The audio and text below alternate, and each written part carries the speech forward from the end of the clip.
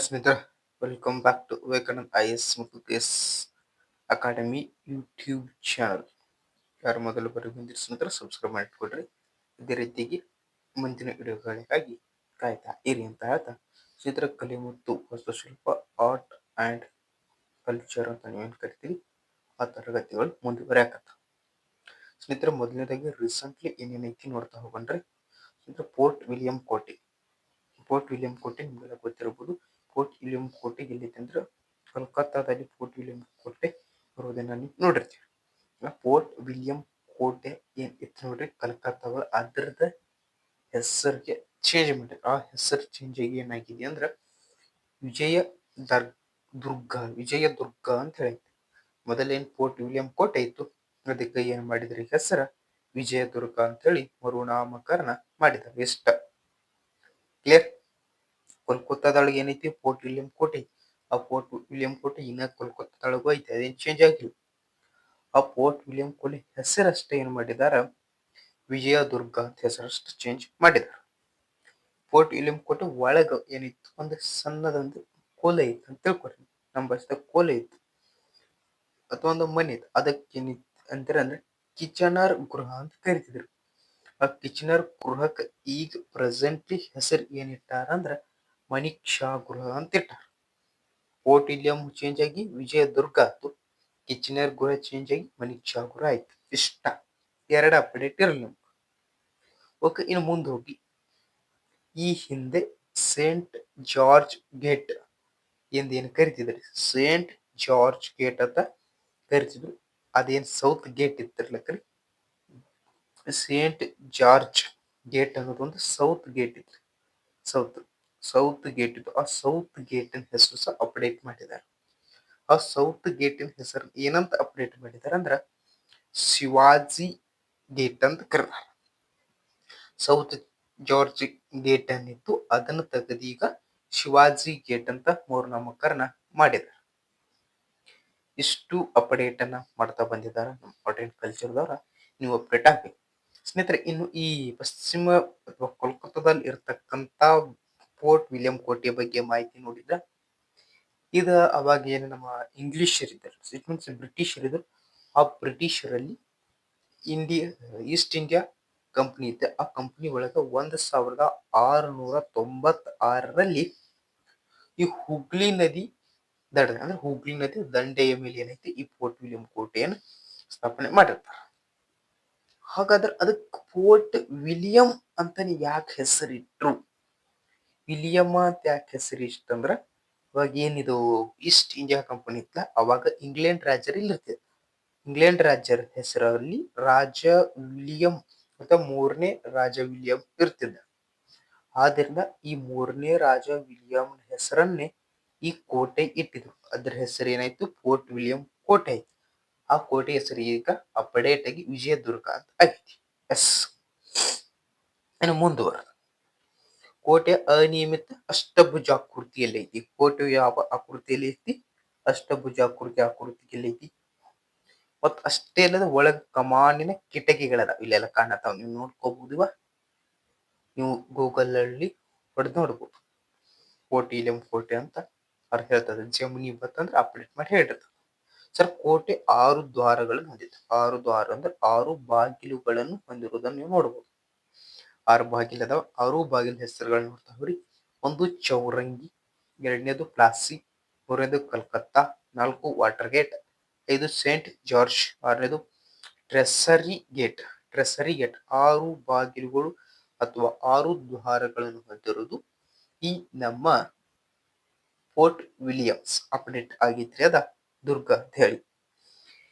ಕೋಟೆ ಅಷ್ಟಭುಜಾಕೃತಿಯಲ್ಲಿ ಐತಿ, 6 ಬಾಗಿಲುಗಳು ಹೊಂದೈತಿ. ಇದರ ಮೇಲೆ ಸ್ವಲ್ಪ ಹಿಸ್ಟ್ರಿ 1757ರ ಪ್ಲಾಸಿ ಕದನದ ಬಗ್ಗೆ ನೋಡ್ಬೇಕಂತ. ಬಂಗಾಳದ ನವಾಬ ಸಿರಾಜುದ್ ದೌಲ್ ಗೊತ್ತದ. ಆ ಬಂಗಾಳದ ನವಾಬಾದ ಸಿರಾಜುದ್ ದೌಲನು ಈ ಕೋಟೆಯ ಮೇಲೆ ದಾಳಿ ಮಾಡಿ ಇದನ್ನ 1756ರಲ್ಲಿ ವಶಪಡಿಸಿಕೊಂಡ. 1756ರಲ್ಲಿ ವಶಪಡಿಸಿಕೊಂಡು ಅಲ್ಲಿ ಸಿಕ್ಕಿರ್ತಕ್ಕಂತ ಸೈನಿಕರನ್ನು ಒಂದು ಕೋಣೆ ಒಳಗೆ ಹಾಕ್ತಾನ. ಈ ಕೋಣೆಯಲ್ಲಿ ಹಲವಾರು ಜನರು ಏನಾಗ್ತಾರ ಸಾಯ್ತಾರೆ. ಈ ಹಲವಾರು ಜನರು ಸಾಯ್ತಾರ. ಇದನ್ನ ಮಾರ್ನಿಂಗ್ ಎದ್ದ ತಕ್ಷಣ ನೋಡಿ ಏನಾಯ್ತು, ಕಪ್ಪು ಕೋಟೆಯ ದುರಂತ ಅಥವಾ ಕಲ್ಕತ್ತಾ ಕಪ್ಪು ಕೋಣೆ ದುರಂತ ಅಂತ ನಮ್ಮ ಇತಿಹಾಸದಲ್ಲಿ ಓದ್ತೀವಿ. ಅದಾದ 1756 ಆದ ನಂತರ ರಾಬರ್ಟ್ ಕ್ಲೈವ್ ಬರ್ತಾರ.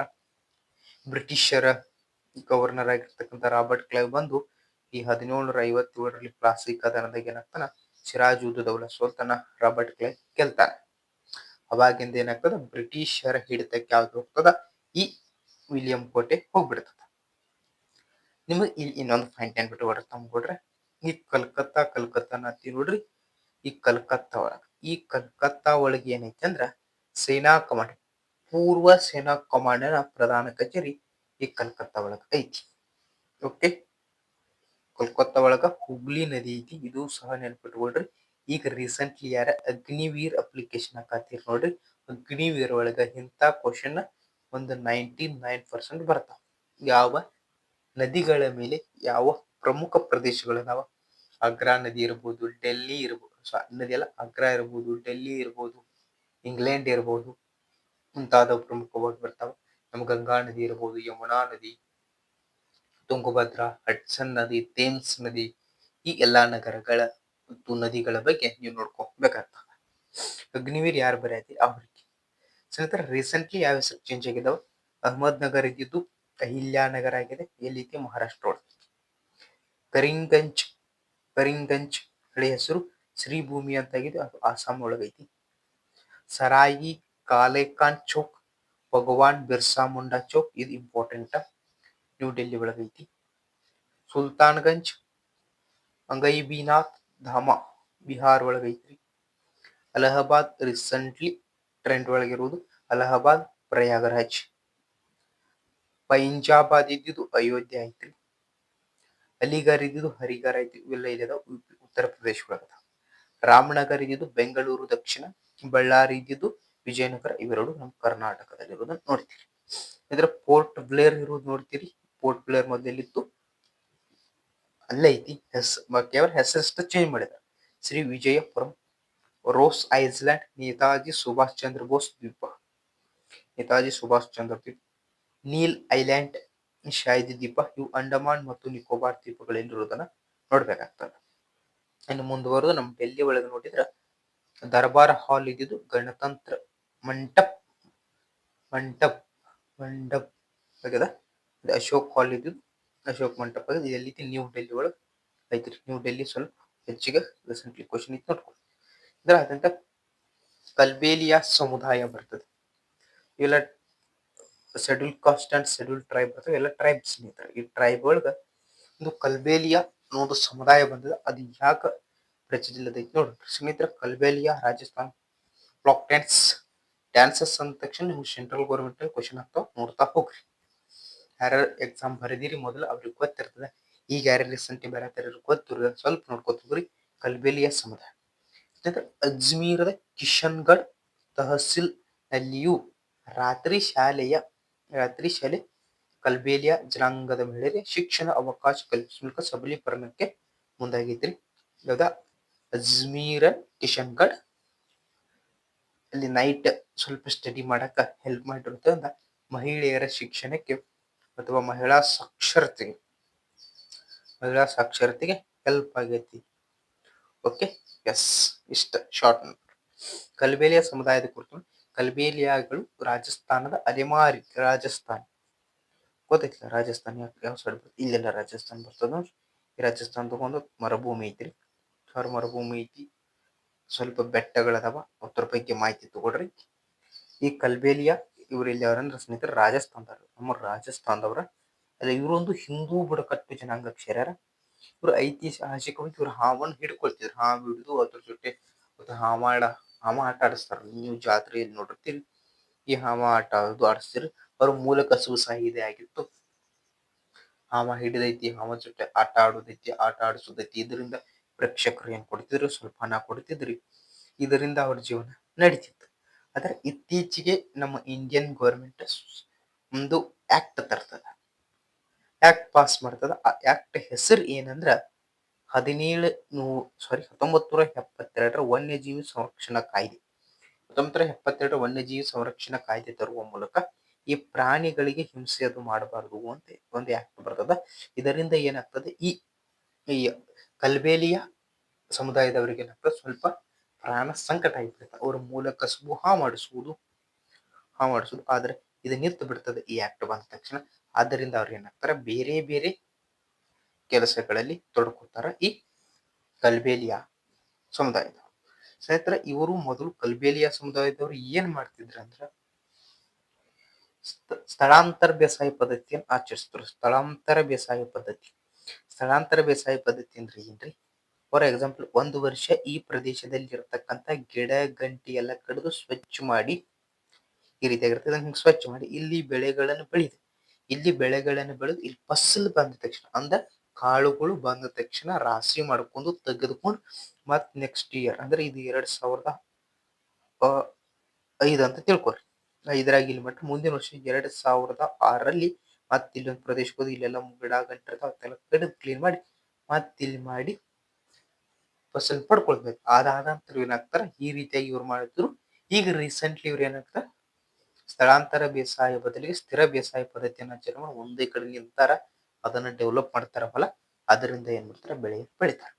ಸ್ನೇಹಿತರೆ ಇವರು ಹಿಂದೂ ಧರ್ಮದವರಾದ್ರೂ ಸಹ ಒಂದು ಪದ್ಧತಿ ಇವರಲ್ಲಿ ಡಿಫ್ರೆಂಟ್ ಐತಿ. ಯಾವ ಪದ್ಧತಿ ಅಂದ್ರ ಸತ್ತವರ ದೇಹವನ್ನು ಇವರು ಸುಡುವುದಿಲ್ಲ, ಅದರ ಬದಲಾಗಿ ಏನ್ ಮಾಡ್ತಾರ ಸಮಾಧಿಯನ್ನ ಮಾಡ್ತಾರ. ಸಮಾಧಿ ಮಾಡಿದ್ರ ಮೇಲೆ ಒಂದು ಶಿವನ ನಂದಿ ಅಂದ್ರೆ ಆಕಳು ಗೋಮಾತೆ ವಿಗ್ರಹವನ್ನು ಇಡ್ತಾರ ಅದರ ಮೇಲೆ. ಇಷ್ಟು ಇವ್ರ ಬಗ್ಗೆ ಮಾಹಿತಿ ಐತಿ. ಇನ್ನೊಂದು ಮಾಹಿತಿ ಇವ್ರದೇನು ಕಲ್ಬೇಲಿಯಾಗಳದಾವ್ರಲ್ಲ ಇದ್ರಾಗ ಮತ್ತೆ 2 ಬುಡಕಟ್ಟು ಜನಾಂಗ ಇರ್ತಾವ. ಒಂದು ದಲಿವಾಲ್ ಇನ್ನೊಂದು ಮೇವಾರ್ ಎಂದು 2 ಬುಡಕಟ್ಟು ಜನಾಂಗಗಳಾಗಿ ಹೊಡಿತಾವ. ಇಷ್ಟು ಇವರ ಬಗ್ಗೆ ಮಾಹಿತಿ ಐತಿ. ಅದಾದ ನಂತರ ಇವರು ಕಲ್ಬೇಲಿಯಾ ನೃತ್ಯ 2010ರಲ್ಲಿ ಯುನೆಸ್ಕೋ ಅಮೃತ ಸಂಸ್ಕೃತಿ ಪರಂಪರೆ ಪಟ್ಟಿಗೆ ಸೇರ್ಪಡೆಯನ್ನು ಮಾಡಿದ್ದಾರೆ. ಆತರ ಭಾರತದಲ್ಲಿ ಕಬ್ಬಿನ ಯುಗ ಆರಂಭವಾದ ತಮಿಳುನಾಡಿನಲ್ಲಿ ಅಂತ ಕ್ವಶನ್ ಮಾಡ್ಯಾರ. ಸ್ನೇಹಿತರೆ ತಮಿಳುನಾಡಿನಲ್ಲಿ ನಮ್ಮ ಕಬ್ಬಿನ ಯುಗ ಆರಂಭ ಆತನ ಇದರಲ್ಲಿ ಸೌತ್ ನಾರ್ತ್ ರೀತಿ ಐತಿ. ಯಾರ್ಯಾರು ಕಬ್ಬಿನ ಯುಗ ನಾವೊಂದು ಹಿಸ್ಟ್ರಿ ಸೀರೀಸ್ ಅಂತ ಮಾಡಿವ್ರಿ. ಹಿಸ್ಟ್ರಿ ಸೀರೀಸ್ ಯಾರು ನೋಡ್ಕೊಂಡ್ರಿ ಅವ್ರಿಗೆ ಅಗದಿ ಈಸಿಲಿ ಅಂಡರ್ಸ್ಟ್ಯಾಂಡ್ ಆಗ್ತದ. ನೋಡ್ಕೊರಿ ಸ್ನೇಹಿತರೆ ಹಲವಾರು ಪುರಾತತ್ವ ಸಂಶೋಧನೆ ನಡೆದು ಎಲ್ಲ ಅದು ಕಾರ್ಬನ್ ಡೇಟಿಂಗ್ ಮಾಡಿದ್ರು, ಪೊಟ್ಯಾಷಿಯಂ ಎಲ್ಲ ಯೂಸ್ ಮಾಡಿದ್ರು. ಆದ್ರೆ ನಮ್ಮ ತಮಿಳುನಾಡಿನ ಮುಖ್ಯಮಂತ್ರಿ ಅವರು ಏನಂದ್ರ ಭಾರತದಲ್ಲಿ ಕಬ್ಬಿನ 5300 ವರ್ಷಗಳ ಹಿಂದೆ ನಮ್ಮ ತಮಿಳುನಾಡಿನಲ್ಲೇ ಸ್ಟಾರ್ಟ್ ಆಗೈತಿ ಅಂತ ಹೇಳ್ಬಿಟ್ಟ. ಹಾಗಾದ್ರೆ ಏನಿದ ಕಬ್ಬಿಣ ಯುಗ ಸುಮಾರು 700ರಿಂದ 600 ವರ್ಷಗಳ ಹಿಂದೆ BCE ವಿದ್ವಾಂಸರು ಅದನ್ನು ಸಂಶೋಧನೆ ಮಾಡಿ ಕಾರ್ಬನ್ ಡೇಟಿಂಗ್ ಮಾಡಿ ಕಂಡುಹಿಡಿದ್ರು. ಸುಮಾರು 1800ರಷ್ಟು ಹಿಂದಕ್ಕೆ ತೆಗೆದುಕೊಂಡು ಹೋಗ್ಯಾರ. ಈಗ ರೀಸೆಂಟ್ಲಿ ನಮ್ಮ ಗಂಗಾ ಬಯಲು ಪ್ರದೇಶ ಇರ್ಬೋದು ಮತ್ತು ವಿಂಧ್ಯ ಪರ್ವತ ಈ ಕಡೆ ಎಲ್ಲ ಏನಿತ್ತು ಅವಾಗ ಕಬ್ಬೆ ಇತ್ತು, ಅಲ್ಲಿ ಕಬ್ಬಿಣ ಮೊದಲು ಬೆಳೆಸಲು ಕಬ್ಬಿಣ ಆರಂಭವಾಯಿತು ಅಂತ ಹೇಳ್ತಾರೆ. ಇದರ ಆದಾಗೂ ಈಗ ರೀಸೆಂಟ್ಲಿ ತಮಿಳುನಾಡಿನೊಳಗೂ ಸಹ ಏನಾಗ್ತದ ಆವಿಷ್ಕಾರಗಳು ನಡೆದವ, ಸಂಶೋಧನೆಗಳು ನಡೆದವ. ಅವಾಗ ಏನಾಗ್ತದ ಕ್ರಿಸ್ತಪೂರ್ವ 3300ರಷ್ಟು ಹಿಂದೆ ಏನಾಯ್ತು ಈ ಕಬ್ಬಿನ ಯುಗ ಆರಂಭವಾಯ್ತು ಅಂತ ಹೇಳಕತ್ತಾರ. ಹಾಗಾದ್ರೆ ಏನು ಕಬ್ಬಿನ ಯುಗ ಎಲ್ಲೆಲ್ಲಿ ಅಥವಾ ನೋಡ್ಕೊ. ಈಗ ಏನ್ ಹೇಳ್ತಲ್ಲ ಇವು ಸ್ವಲ್ಪ ನೀವು ನೆನಪಿಟ್ಕೊಳ್ಳಬೇಕು. No more options. ಯಾಕ್ರಿ ಇಷ್ಟು ಒತ್ತಿ ಕೊಟ್ಟು ಹೇಳ್ತಾನೆ ಸ್ನೇಹಿತರ 100% ಬಿಡ್ಕೊಳ್ತು. ನೀವು ಮುಂದೆ ಬರ್ತಕ್ಕಂಥ PSI ಇರಬಹುದು, ESI ಇರಬಹುದು, PC ಇರಬಹುದು, ಮತ್ ನೀವೇನ್ KS ಮೇನ್ಸ್ ಬರೀತೀರಿ ನೋಡ್ರಿ ಅದರಾಗೂ ಸಹ ಇದು 100% ಕ್ವಶನ್ ಆಗ್ತದೆ. ಯಾಕ್ರಿ ಇತ್ತೀಚೆಗೆ ರೀಸೆಂಟ್ಲಿ ಕ್ವಶನ್ ಪೇಪರ್ ಅನಾಲಿಸಿಸ್ ಮಾಡಿದ ಪ್ರಕಾರ ಇಂಥದ್ರ ಮೇಲೆ ಕ್ವಶನ್ಗಳು ಬಾಳ ಮಾಡತ್ತಾರ. ಎಸ್ ಆರ್ನು 100% ಕ್ವಶನ್ ಆಗ್ತಾವ. ಯಾವ ರೀತಿ ಕ್ವಶನ್ ಆಗ್ತಾವ ನೋಡ್ರಿ. ಒಂದು ಹೊಂದಿಸಿ ಬರೆಯಿರಿ ಕೊಡಬಹುದು ನಿಮಗ, ಇಲ್ಲ ಕೆಳಗಿನವುಗಳಲ್ಲಿ ಯಾವುದು ಅಲ್ಲ ಅಂತ ಕೊಡ್ತಾರ. ಹೇಳ್ತೀನಿ ಯಾವ ರೀತಿ ಅಲ್ಲ ಅಂತ ಕೊಡ್ತಾರ. ಓಕೆ, ಸಾರಿ ಸ್ನೇಹಿತರೆ, ವೇಟ್ ಫಾರ್ ಮಿನಿಟ್.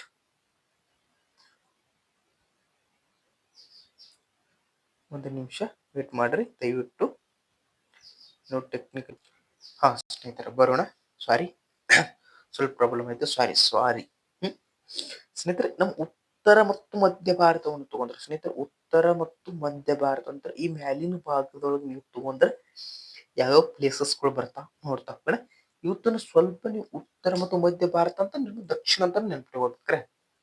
ಸ್ನೇಹಿತರೆ ಒಂದೇದು ರಾಜ್ ನಲ್ ಕಾ ತಿಲ್ ಉತ್ತರ ಪ್ರದೇಶ್. ಉತ್ತರ ಪೂರ್ವ ಬ್ಲಾಕ್ ಪಾಲಿಶ್ಡ್ ನಿಕ್ಷೇಪಗಳು ಕಬ್ಬಿಣ ಉಪಕರಣ ಮತ್ತು ಕೀಟ್ ಗಸಿ 1400 BCE. ಒಂದನೇದು. ಆ ನಂತರ ಎರಡು ಮಲ್ಲಾರ್ ಉತ್ತರ ಪ್ರದೇಶ್ 1200 BCE ಮತ್ತು ದಾ ದಾದೂಪುರ್ ಉತ್ತರ ಪ್ರದೇಶ್ 1000 BC. ದೊಡ್ಡ ಪ್ರಮಾಣದ ಕಬ್ಬಿಣ ಕರಗಿಸುವ ಕೇಂದ್ರಗಳು ಸಿಕ್ಕವು. ಇದು ನೆನಪಿಟ್ಟುಕೊಳ್ಳಿ, ದೊಡ್ಡ ಪ್ರಮಾಣದ ಕರಗಿಸುವ ಕೇಂದ್ರಗಳು ಇಲ್ಲಿ ಕಿಟ್ಟ ಇವುದು ಸಿಕ್ಕವು. ಇನ್ನು Hastinapur Uttar Pradesh 1000 BCE. ಪೆಂಟೆಂಟ್ grey wear ಅಂದ್ರೆ ಬೂದು ಬಣ್ಣದ ಕುಂಬಾರಿಕೆ ಸಂಸ್ಕೃತಿ, ಇಲ್ಲಿ ಕುಂಬಾರಿಕೆ ಸಂಸ್ಕೃತಿ ಸಿಕ್ಕದ ಹಸ್ತಿನಾಪುರ. ಅಂತ ತಕ್ಷಶಿಲಾ ಪಂಜಾಬ್ ಪಾಕಿಸ್ತಾನ 8000 BC. ಗಾಂಧಾರ ಪ್ರದೇಶದಲ್ಲಿ, ಗಾಂಧಾರ ರಿಲೇಟೆಡ್ ಟು ಕಾನಿಷ್ಕ, ಗಾಂಧಾರ ಪ್ರದೇಶ ಕಬ್ಬಿಣದ ಉಪಕರಣಗಳು ದೊರೆತಾವ. ಇಷ್ಟು ನೀವು 100% ನೆನ್ಪಿಟ್ಕೋಬೇಕ್ರಿ. ರಾಜ ನಲ್ ಕಾ ತಿಲ ಉತ್ತರ ಪ್ರದೇಶದೊಳಗೆ ಕಿಟ್ಗಳು ಸಿಕ್ಕಾವ. ಮಲ್ಲಾರ್ ಉತ್ತರ ಪ್ರದೇಶ್ ಒಳಗ ಮತ್ತು ದಾದೂಪುರ್ ಒಳಗ ದೊಡ್ಡ ಪ್ರಮಾಣದ ಕಬ್ಬಿಣ ಕರಗಿಸುವುದು ಸಿಕ್ಕದ. ಹಸ್ತಿನಾಪುರ ಉತ್ತರ ಪ್ರದೇಶದಲ್ಲಿ ಪೆಂಟೆಂಟ್ ಗ್ರೇ ವೇರ್ ಬೂದು ಬಣ್ಣದ ಕಂಬಾರಿಕೆ ಕಂಡು ಬಂದದ. ತಕ್ಷಶಿಲಾ ಪಂಜಾಬ್ ಪಾಕಿಸ್ತಾನ ಗಾಂಧಾರ ಪ್ರದೇಶದಲ್ಲಿ ಕಬ್ಬಿಣ ಉಪಕರಣಗಳು ದೊರೆತಾವ. ಇಷ್ಟು ಇದೇನು ಉತ್ತರ ಭಾರತ ಮತ್ತು ಮಧ್ಯ ಭಾರತದಲ್ಲಿ. ಇದಾದ ನಂತರ ಪಶ್ಚಿಮ ಮತ್ತು ಮಧ್ಯ ಭಾರತಕ್ಕೆ ಬಂದ್ರೆ ಅಹರ್ ರಾಜಸ್ಥಾನ್ 2500 1700 BC. ಕಬ್ಬಿಣದ ಕಲಾಕೃತಿ ಆರಂಭಿಕ ಕುರುಹು, ಕಬ್ಬಿಣದ ಕಲಾಕೃತಿ ಆರಂಭಿಕ ಕುರುಹು ಇಲ್ಲಿ ಸಿಕ್ಕ. ನೈಕುಂಡ್, ನೈಕುಂಡ್ ಬಂದು ನೈಕುಂಡ್ ಅಂದ್ರೆ 1000 BCE ಅಲ್ಲಿ ಕಬ್ಬಿಣವನ್ನು ಕರಗಿಸುವ ಕುಲುಮೆ ಸಿಕ್ಕದ. ಈಚೆ ಕಡೆ ಒಂದು ಕುಲುಮೆ ಸಿಕ್ಕದ. ಇನ್ನು ಮಹುರ್ಜರಿ ನಾಗ್ಪುರ್ ಮಹಾರಾಷ್ಟ್ರ 8000 BC. ಕಬ್ಬಿಣದ ಗುಬ್ಬಿಗಳೊಂದಿಗೆ ತಾಮ್ರದ ಕುದುರೆಯ ಆಭರಣಗಳು ದೊರೆತಾವ. ಇಷ್ಟು ನೆನ್ಪಿಟ್ಟುಕೊಳ್ರಿ. ನಿಮ್ಗೆ ಯಾವ ರೀತಿಯ ಕ್ವಶನ್ ಕೇಳ್ತಾರೆ ಹೇಳ್ತೀನಿ, ಇಲ್ಲಿ ಹೇಳ್ತೀನಿ ನೋಡ್ಕೊತ. ಒಂದು ಏನ್ ಕೊಡ್ತಾರ, ರಾಜ ನಲ್ ಕಾ ತಿಲಾ ಅಂತ ಕೊಟ್ಟು ಕಿಟ್ ಅಂತ ಈಚೆ ಕಡೆ ಸೈಡ್ ಕೊಡ್ತಾರೆ. ಇಲ್ಲಿ ಇದನ್ನ ಕೊಡ್ತಾರೆ, ಈಚೆ ಕಡೆ ಸೈಡ್ ಕಿಟ್ ಅಂತ ಕೊಡ್ತಾರೆ. ಇದು ಎ ಪಾರ್ಟ್, ಇದು ಬಿ ಪಾರ್ಟ್. ಅದು ಎ ಪಾರ್ಟ್ ಸಾರಿ ಸ್ನೇಹಿತರ, ಮತ್ತೆ ಎ ಪಾರ್ಟ್ ಒಳಗೆ ಏನ್ ಕೊಡ್ತಾರ, ಅಹರ್ ಅಂತ ಕೊಡ್ತಾರ. ಈಚೆ ಕಡೆ ಕುರುಹು ಅಂತ ಕೊಡ್ತಾರ. ಓಕೆ. ಇನ್ನು ನೈಕುಂಡ್ ಅಂತ ಕೊಡ್ತಾರೆ, ಕರಗಿಸು ಕುಲುಮೆ ಅಂತ ಅಷ್ಟ ಕೊಡ್ತಾರೆ. ಈ ರೀತಿಯಾಗಿ ನೀವು ಹೊಂದಿಸಿ ಬರೆಯರು ಕೇಳಬಹುದು. ನೆಕ್ಸ್ಟ್ ಇದನ್ನ ನೆಕ್ಸ್ಟ್ ಹೇಳ್ತೀನಿ ಯಾವ ರೀತಿ ಕೇಳ್ತಾರ. ಇನ್ನು ದಕ್ಷಿಣ ಭಾರತ ತಮಿಳುನಾಡಿನೊಳಗ ಮೈಲಾಂಡು ಪ್ರೈ ಅಂತ ಬರ್ತದೆ. ಅಲ್ಲಿ ಕಬ್ಬಿಣದ ಬಳಕೆ ಅತ್ಯಂತ ಹಳೆಯ ತಾಣ ಸಿಕ್ಕದ. ಪಯಂಪಲಿ ಬೃಹತ್ ಪ್ರಮಾಣದ ಕಬ್ಬಿಣ ಕರಗಿಸುವ ಪ್ರಾರಂಭ ಸಿಕ್ಕದ. ಶಿವಂಗಲ್ಲೈ ಕಬ್ಬಿಣ ಕರಗಿಸ. ಆದಿಂಚನಲ್ಲೂರು ಬೃಹತ್ ಶಿಲಾಯುಗ ಕಬ್ಬಿಣ ದೊರೆತಾವ. ಈಗ ಏನ್ ಮಾಡ್ತಾರೆ ಅಂತ ಕೇಳ್ರಿ ತಂದ್ಕೊಂಡ್ರೆ, ಕೆಳಗಿನವುಗಳಲ್ಲಿ ಯಾವುದು ಅಲ್ಲ ಅಂತ ಕೇಳ್ತಾರೆ. ಅಲ್ಲ ಅಂತ ಒಂದು ಈ 3 ದಕ್ಷಿಣದ ಕೊಟ್ಟು ಒಂದು ಉತ್ತರದ ಕೊಡ್ತಾರ ಅಂತ, ಇಲ್ಲ 3 ಈ ಉತ್ತರ ಮತ್ತು ಮಧ್ಯ ಭಾರತ ಕೊಟ್ಟು ಕೆಳಗಿನ ಒಂದು ದಕ್ಷಿಣದ ಕೊಡ್ತಾರ. ಇಷ್ಟು ಈ ರೀತಿಯಾಗಿ ನಿಮ್ ಕ್ವಶನ್ ಆಗ್ತಾವ. ನೆಕ್ಸ್ಟ್ ಮಹಾಬೋಧಿ ದೇವಾಲಯ. ಮಹಾಬೋಧಿ ದೇವಾಲಯ ಸ್ವಲ್ಪ ನೋಡ್ಬೇಕಾಗ್ತದೆ. ಸ್ವಚ್ಛ ಮತ್ತು ಸುಸ್ಥಿರತೆಗೆ ಈ ದೇವಾಲಯದಲ್ಲಿ ಪ್ಲಾಸ್ಟಿಕ್ ಏನಿತ್ತರಲಿ, ಈ ಪ್ಲಾಸ್ಟಿಕ್ ಬಳಕೆಯನ್ನು ಸಂಪೂರ್ಣ ಮತ್ತು ಸ್ಟ್ಯಾಂಡರ್ಡ್ ಕಾನೂನನ್ನು ಜಾರಿಗೆ ತಂದಾರ. ಎಲ್ಲಿ ಬರ್ತಾ ಇಲ್ಲ ಸ್ನೇಹಿತರೆ, ಇದು ಬಿಹಾರದ ಬೋಧಗಯಾದಲ್ಲಿ ಬರ್ತದೆ. ಇಲ್ಲಿ ಒಂದು ನಿರಂಜನಾ ನದಿ ಬರ್ತದೆ. ಈ ನಿರಂಜನಾ ನದಿ ಸ್ವಲ್ಪ ನೆನಪಿಟ್ಕೊಡ್ರಿ. ಇಲ್ಲಿ ಬೋಧಗಯ, ಬಿಹಾರ್, ನಿರಂಜನಾ ನದಿ. ಎದಕ್ಕಿದೆ ಇಂಪಾರ್ಟೆಂಟ್? ಸಾಮಾನ್ಯ ಶಕ 3ನೇ ಶತಮಾನದಲ್ಲಿ ಚಕ್ರವರ್ತಿ ಅಶೋಕ ಮೊದಲನೇ ಮಹಾಬೋಧಿಯನ್ನು ನಿರ್ಮಿಸಿದ. ಪ್ರಸ್ತುತ ರಚನೆ 5-6ನೇ ಶತಮಾನಕ್ಕ ಹಲವಾರು ಇಟ್ಟಿಗೆ ಕಂಡುಬಂದು 2007ರಲ್ಲಿ ಯುನೆಸ್ಕೋ ಪಾರಂಪರಿಕ ತಾಣ ಘೋಷಣೆ ಆಗೈತಿ. ಏನಿದರ ಮಹತ್ವ? ದೇವಾಲಯದ 500 ಮೀಟರ್ ಎತ್ತರದ ಪಿರಮಿಡ್ ಶಿಖರ ಐತಿ. ಶಿಲ್ಪಕಲಾ ವಿನ್ಯಾಸಗಳದಾವ. ಬೋಧಿ ವೃಕ್ಷ ಬುದ್ಧನ ಜ್ಞಾನೋದಯ ಐತಿ. ಮೂಲ ಬೋಧಿ ವೃಕ್ಷ ಅದೇನ ಜ್ಞಾನೋದಯದ ಪ್ರತೀಕ, ಸಂಕೇತ. ವಜ್ರಸ್ಥಾನ, ವಜ್ರ ಸಿಂಹಾಸನ ಎಂಬ ಬುದ್ಧನ ಜ್ಞಾನ ಸ್ಥಳದ ಬಗ್ಗೆ ಹೇಳ್ತದ. ಬುದ್ಧನ ಪ್ರತಿಮೆ ಗಾಜಿನ ಆಭರಣದಲ್ಲಿ ಇರಿಸಿರುವುದು ಕಂಡು ಬರ್ತದೆ. ರತ್ನಗಿರಿ ಅವಶೇಷಗಳು ಸಹ ಕಂಡು ಬಂದವ. ಲಿಂಗಾಂಗ್ ಹಬ್ಬ ಬರ್ತದ. ಲೇಪಾಕ್ಷಿ ದೇವಸ್ಥಾನ ಬರ್ತದೆ, ಛತ್ರಪತಿ ಶಿವಾಜಿ ಮಹಾರಾಜ್ ಕೋಟೆಗಳು ಬರ್ತಾವ. ಈ ರೀತಿಯಾಗಿ ಬರ್ತಾ ಹೋಗ್ತಾವ ಸ್ನೇಹಿತರ. ಈ ಮಾಹಿತಿ ಅಥವಾ ಇನ್ಫಾರ್ಮೇಶನ್ ಎಲ್ಲಿದ್ ಐತಿ ಅಂತ ನೀವು ಕೇಳಿದ್ದೆ ಆದಲ್ಲಿ ಗದ್ದಿ ಕ್ಲಿಯರ್ ಹೇಳ್ತಂದ್ರೆ ಅರಿವು ಅನ್ನೋ ಒಂದು ಮ್ಯಾಗ್ಜಿನ್ ಬರ್ತದೆ, ಸ್ಪರ್ಧಾ ಅರಿವು ಅನ್ನೋ ಮ್ಯಾಗ್ಜಿನ್. ಅಲ್ಲಿ ಇದು ಡೈರೆಕ್ಟ್ ಕ್ವಶನ್ ಐತಿ.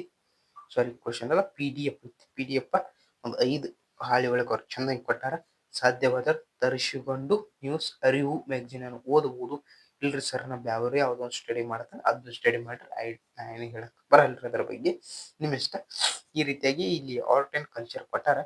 ಇನ್ನೊಂದು ಕ್ಲಾಸ್ನಲ್ಲಿ ಅದು ಮುಗಿಸ್ಕೊಡ್ತೀನಿ ರೀ. ಮತ್ತೆ ನೆಕ್ಸ್ಟ್ ಅಲ್ಲಿವರೆಗೂ ಬೈ ಬಾಯ್.